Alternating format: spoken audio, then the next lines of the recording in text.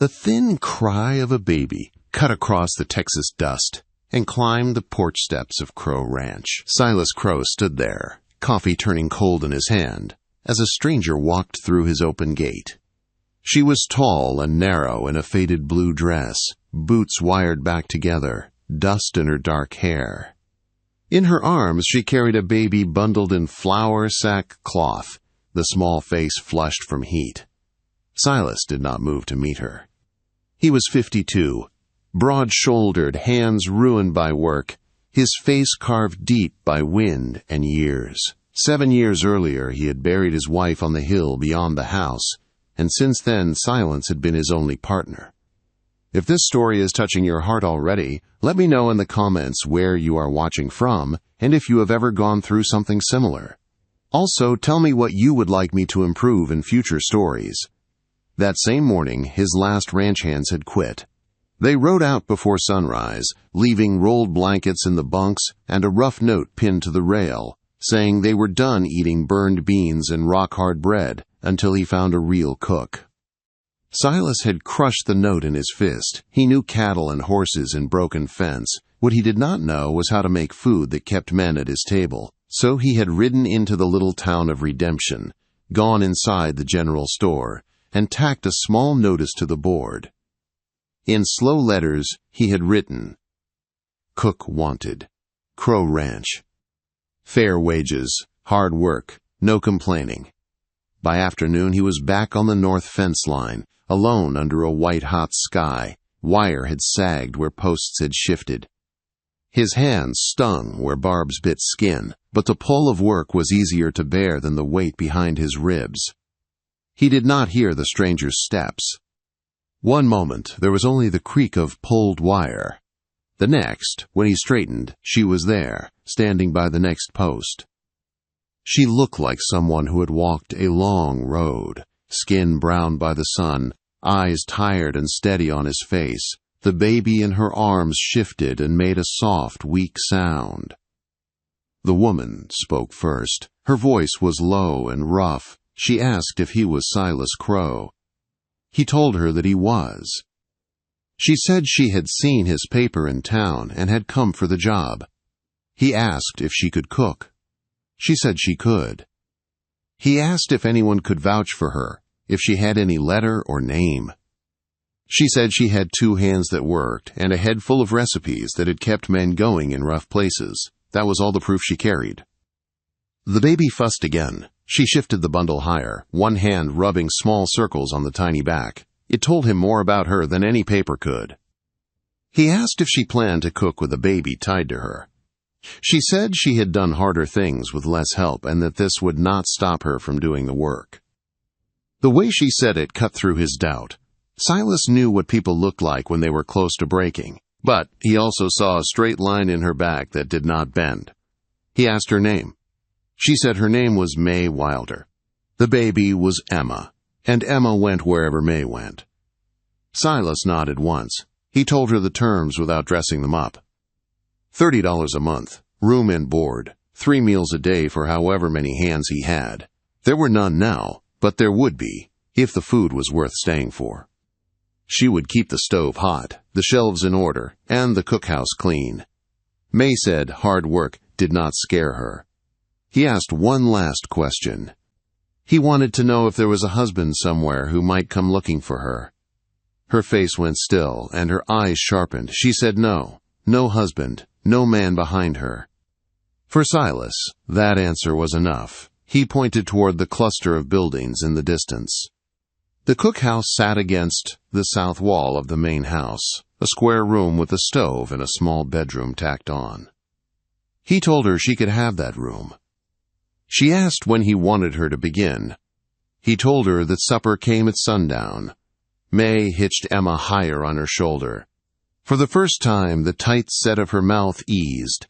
She said she would start now if he would show her the way. The cookhouse met her like a dare. Grease clung to the stove, the work table was stained, and the air smelled of old, burned food. May did not waste breath on complaint. She found a wooden crate in the corner, lined it with her thin shawl, and laid Emma inside where she could see her. The baby worn out from the road, closed her eyes and went under. While Silas carried water from the well, May rolled up her sleeves.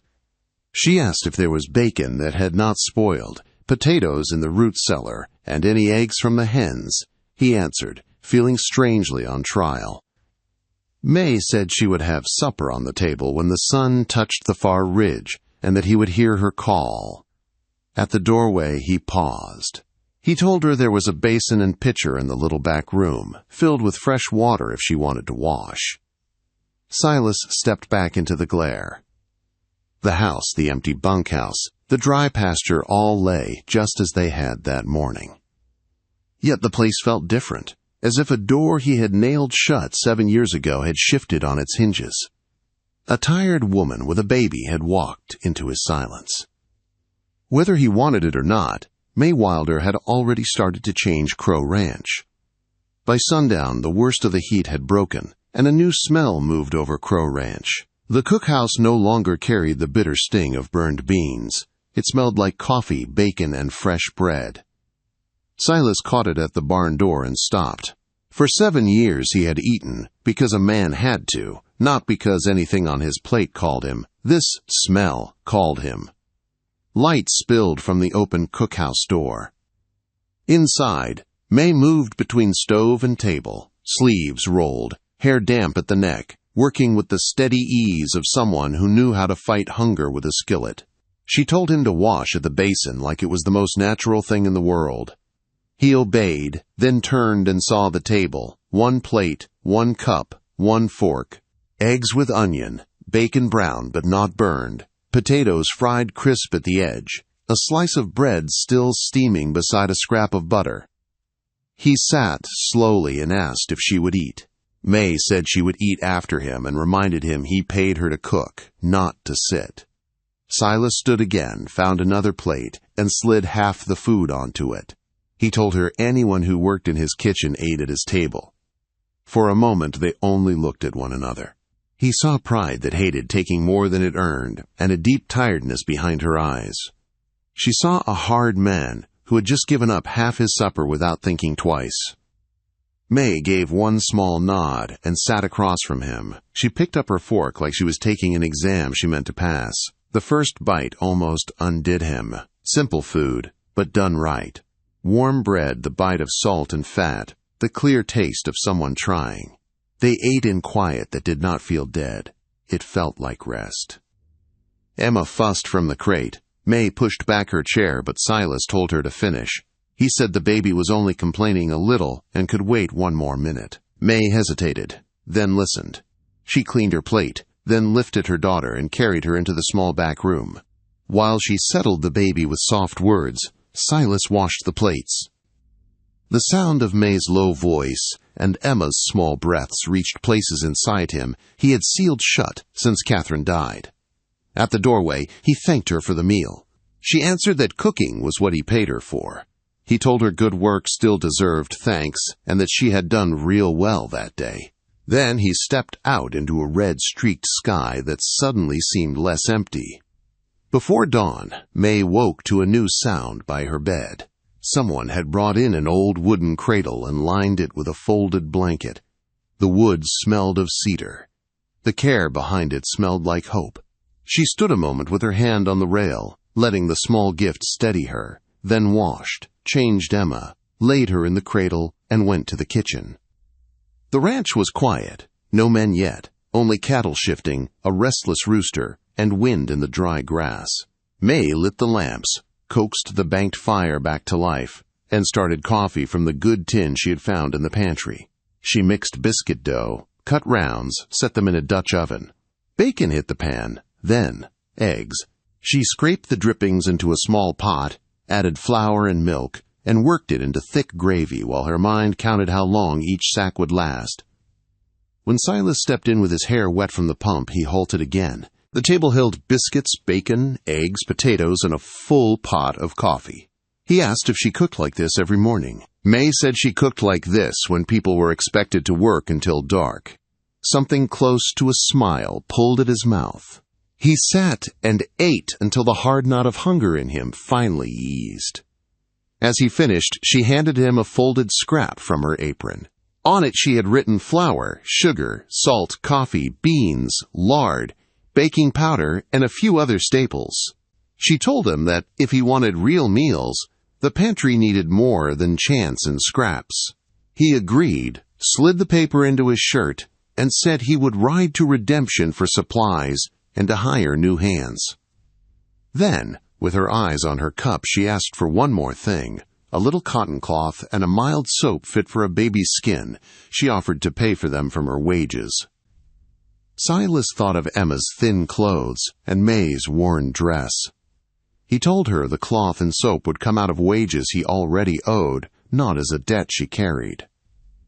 By noon he was back with sacks and crates. When he opened the pantry he saw scrubbed shelves, spoiled food gone, jars and tins lined in neat rows. May had turned a careless storeroom into a working heart for the ranch. He carried in the new flour and sugar while she pointed out where each should go. Then he set a small bundle of blue cotton on the table, a bar of soft soap, and a simple nursing shawl he had picked up without quite knowing why. For a moment May could not speak. Her fingers brushed the fabric, then the shawl. Her eyes stayed dry, but something in her face shifted, as if a wall she had leaned on for years had turned out to be a door. That night the stew tasted rich, and the bread tore soft instead of shattering. The next morning, 3 lean cowboys rode in, asking about wages. May fed them bacon, eggs, biscuits, and strong coffee. By the time their plates were clean, all 3 had agreed to stay. Word spread fast. Folks in town said the hard widower at Crow Ranch had found himself a real cook. Men who had sworn never to work for him again suddenly rode out to ask if there was room in the bunkhouse. Within a week, the beds were full. Long boards in the cookhouse filled at every meal. May fed them all, moving from stove to table with Emma tied against her back in a sling sewn from an old flour sack. She learned each man without prying. One needed extra coffee and less grease. One could not handle peppers. The youngest burned through food like fire through dry grass, so she slipped more onto his plate whenever she passed. Silas watched his ranch slowly change. The work stayed hard, but the men walked easier. They cursed less. They came early for supper and stayed after to haul wood or carry water without complaint. Laughter began to live in corners that had stayed empty for years. Emma's small voice floated through the yard.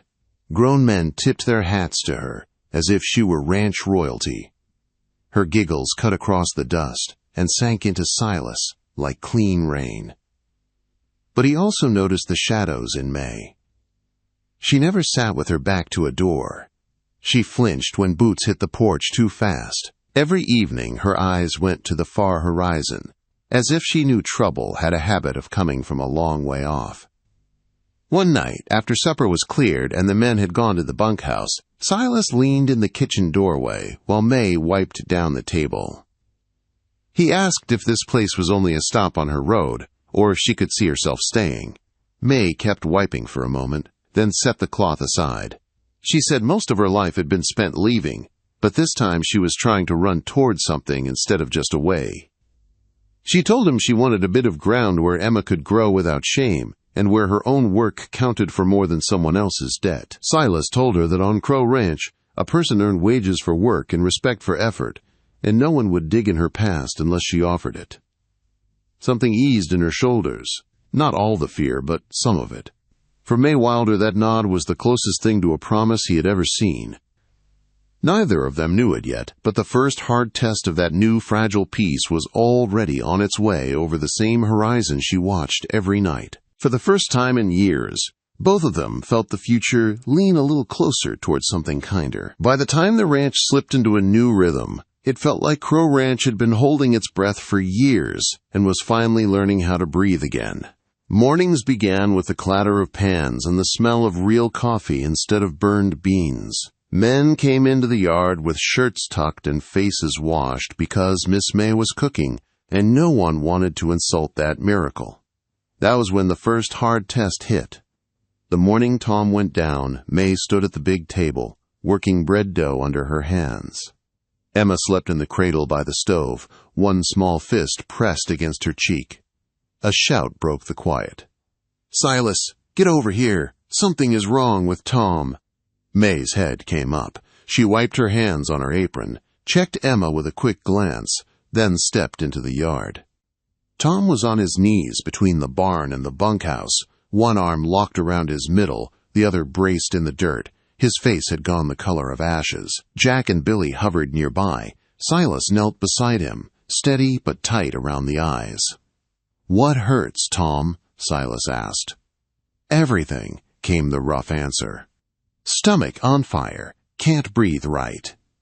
May dropped to the other side of him. She did not waste words. She pressed her fingers to his wrist, counted the wild jump of his pulse, then set the back of her hand against his forehead. Too fast. Too hot. Not from the sun. She asked when it started, what he had eaten, if anyone else felt sick. Tom rasped that he had eaten what everyone ate, and that he had hoped to work through it. Her gaze slid to his hands, rough, scarred, all the same as every man on the place, except for the cut on his thumb, wrapped in a filthy strip of cloth. The skin around it was swollen, angry red, with a faint line creeping up his wrist. May felt her stomach go cold.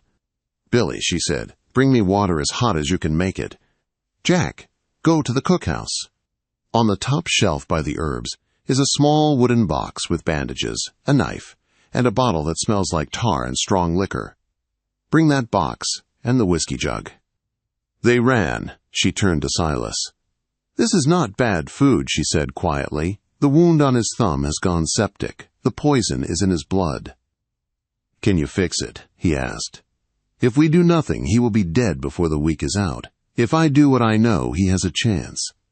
When Jack and Billy came back with the basin, the box, and the whiskey, May poured whiskey over her hands and over the small knife. She unwrapped the dirty rag from Tom's thumb. The smell that rose made even Silas flinch. She told Tom the truth. She would have to open the wound and clean it.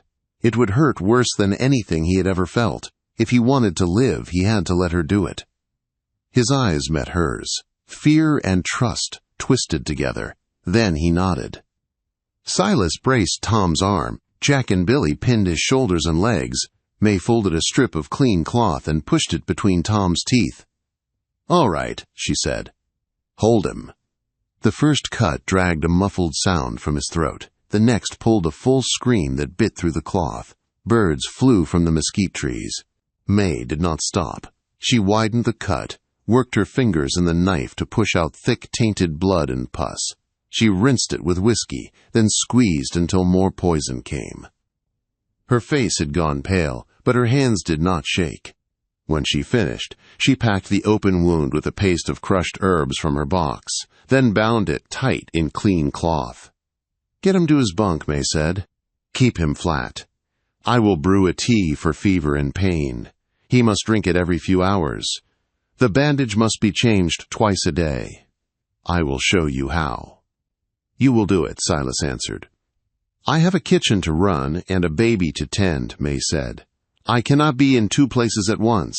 You can change a bandage if I show you." "Then I will mind Emma," Silas said simply. "You take care of Tom." That stopped her for a heartbeat. Then she nodded and turned back to the stove. She built another fire, measured out bark and flowers from the jars she had brought, and made a dark, bitter brew. At the bunkhouse, she forced spoon after spoon between Tom's lips until he swallowed. She made Jack repeat every step of cleaning and wrapping the wound. When she stepped back into the cookhouse, she found Silas in the rocking chair he never used. Emma lay against his chest, small head tucked under his chin, one tiny hand fisted in his shirt. He rocked her in slow circles, humming something low and tuneless. The hard lines of his face had softened in a way she had never seen. She told him Tom would likely live if the fever broke, and the red streak did not climb higher. She would keep checking through the day and the night. Silas nodded. "Watching a baby for an hour is nothing," he said. "What you did out there is something else." He handed Emma back. May kissed her daughter's hair and thanked him, the word rough in her throat. That night the bunkhouse lamps burned late. By dawn, The fever had eased. By the second day, the red line had shrunk instead of spread. Miss May had cut into a man's hand to drag death out of him. Respect turned into something heavier. The men began to look at her the way they looked at fresh water in dry country, something you guarded. For Silas, the change ran deeper. He had hired a cook. What he had gotten was a woman who could hold a ranch together with her bare hands. A week later, the land itself decided to test her. A week later, the land turned hard. No clouds, no real wind, just white sky and sun beating down day after day. The pond dropped. The creek in the south pasture thinned. Grass turned brittle. Cattle moved slow, heads low. Silas spent long days riding fence and counting weak calves. Each night he came back with dust in his hair and more weight in his eyes. May felt the drought in her kitchen. She stretched beans with less bacon, cut biscuits smaller, slipped more greens into stews. The men still rose from the table full, but they saw how careful she was with every scoop of flour. One morning, while Emma kicked on a blanket by the back step, May knelt beside the small herb patch near the cookhouse wall. The plants closest to the house looked too alive for such dry days. When she pushed her fingers into the dirt, it felt cool. She dug deeper and found damp earth.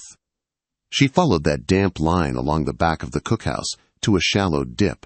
There the soil was wetter still. When Silas came in from checking the herd, she met him and told him what she had found. He knelt where she pointed, dug with his hands, and brought up dark mud. He studied the yard and said there might be a small spring under there. He called for shovels. The men dug a pit where May pointed. Soon clear water gathered at the bottom, slow but steady. Not enough to save the herd, but enough for the garden and chickens, and maybe a milk cow later. In a dry year that felt like grace. For a few days, hope moved through the place. May planted more beans and squash. The men joked again. Silas still watched the sky, but the deep line between his brows eased. That was when the riders came. May was snapping beans on the porch, while Emma banged wooden spoons together at her feet. Hoofbeats rolled in from the gate, fast and sure. 3 men rode through without waiting to be called. The one in front wore a dark coat too fine for dust and work. His hat was clean, his boots shone. The 2 behind him had hard eyes and loose gun belts, the look of men hired for trouble. Silas stepped down from the main house porch, wiping his hands on a rag. Tom and Jack drifted into the yard, not close, but not far either. May picked up Emma and stood in the cookhouse doorway where she could see and hear.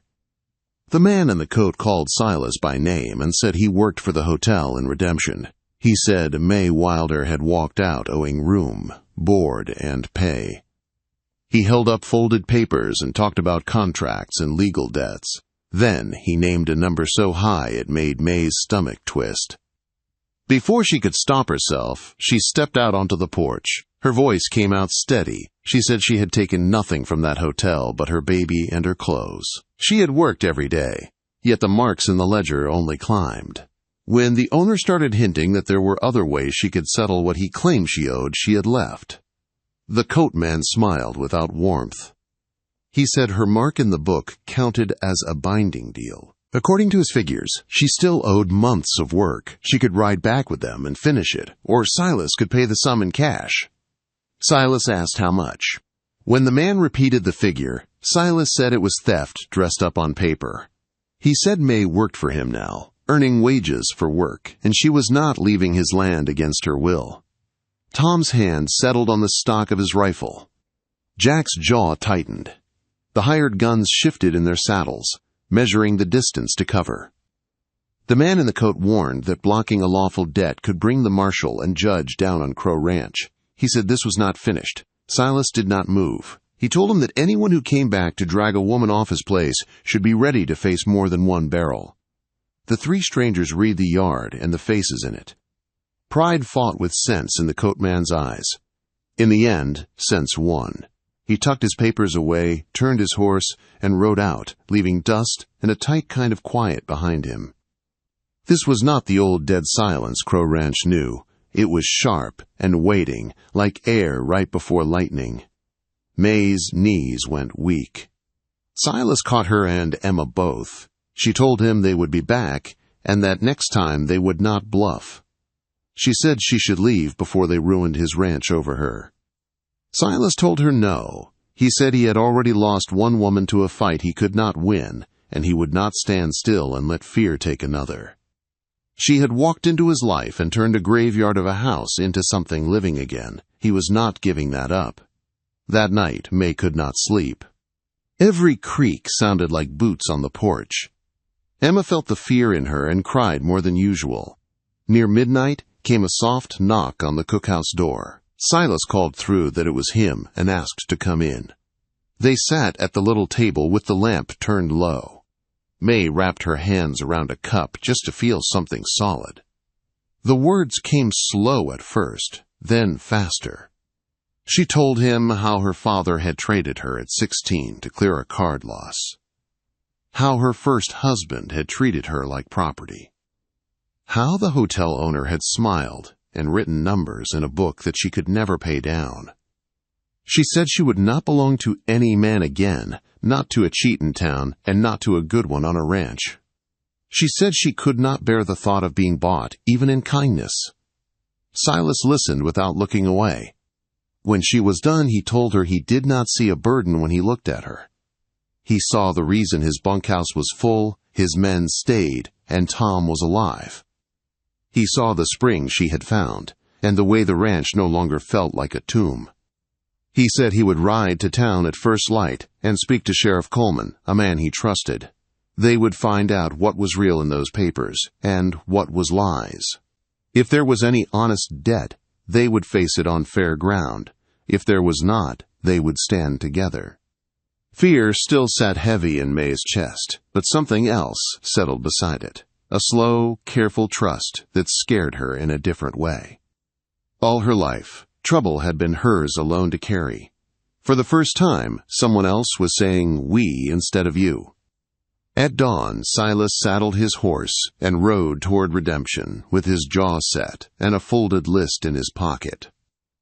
From the porch, with Emma on her hip and the new spring whispering behind the cookhouse, May watched him go, knowing the next knock on their door could bring either peace or the fight of their lives.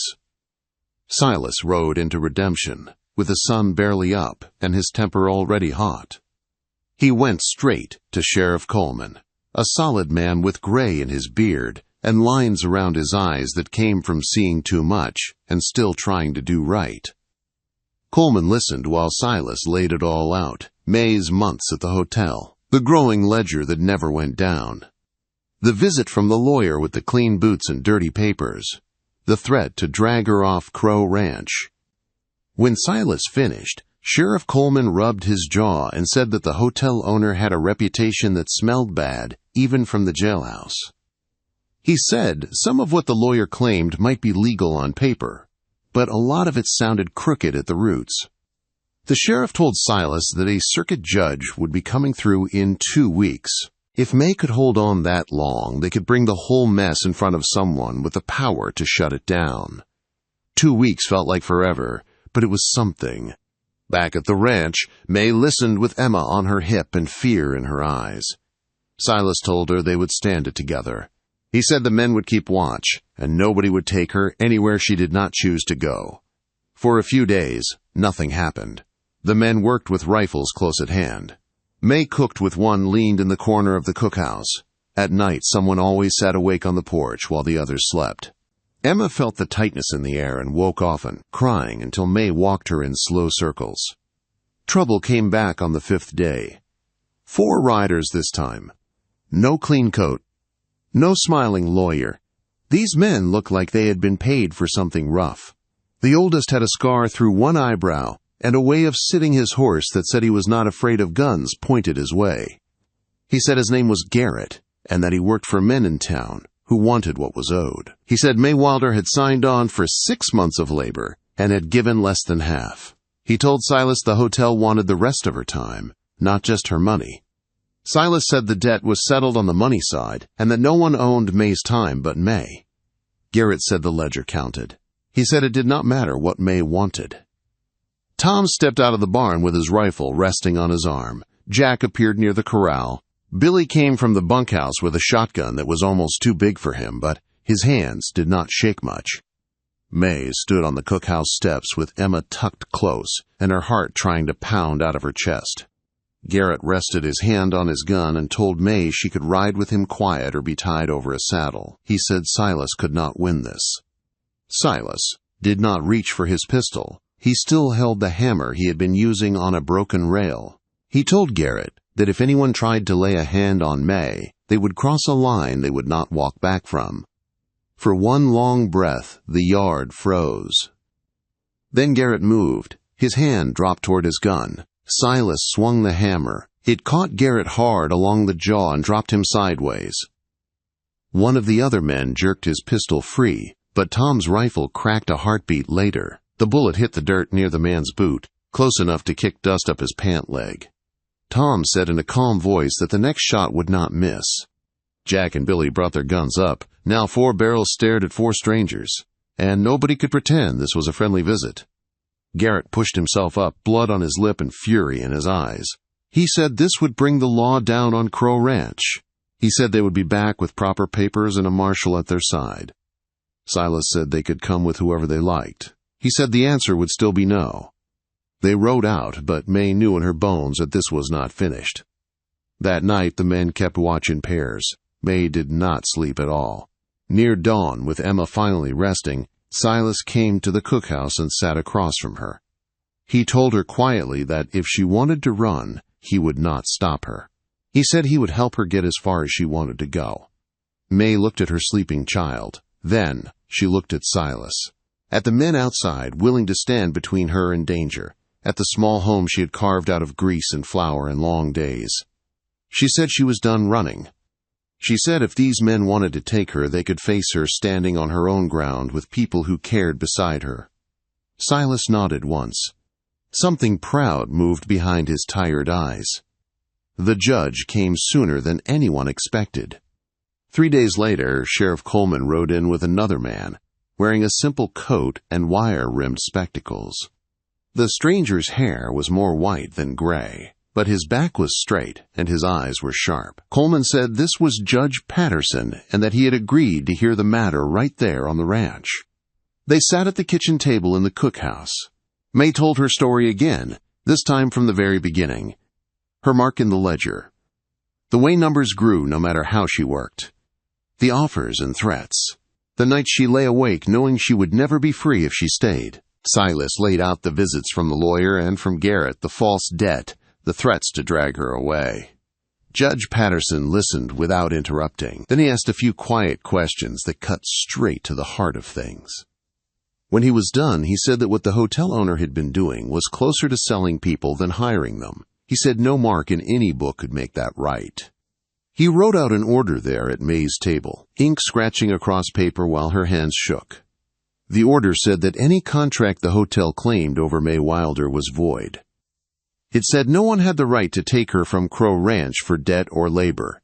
It warned that anyone who tried would face contempt of court and jail besides.